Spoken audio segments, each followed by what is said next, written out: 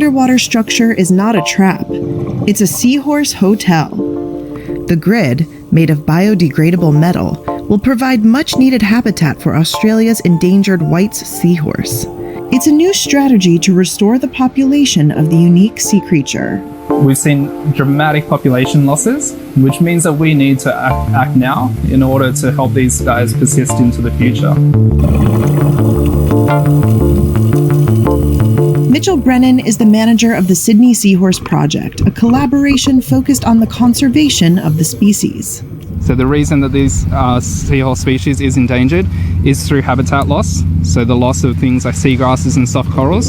So the seahorse hotels we place out into the wild, and over time they will accumulate lots of natural growth, including sponges and algae, and become a suitable habitat for all the seahorses, replacing that habitat that's been lost or degraded in the past. White's seahorses are endemic to the waters surrounding Australia's east coast. But monitoring by Australian scientists revealed that the population in Sydney Harbour nearly halved between 2008 and 2015.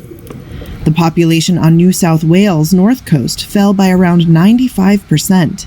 The white seahorse, or the Sydney seahorse, is the second species of seahorse to be classified as endangered in the whole world, with the other species found in South Africa.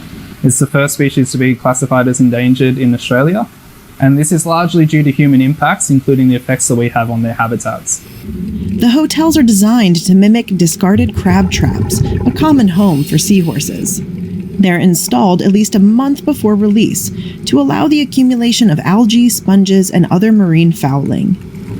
Over the years, the metal breaks down and disappears, leaving behind a semi-natural reef, benefiting not only the seahorses, but the broader ecosystem of the harbour.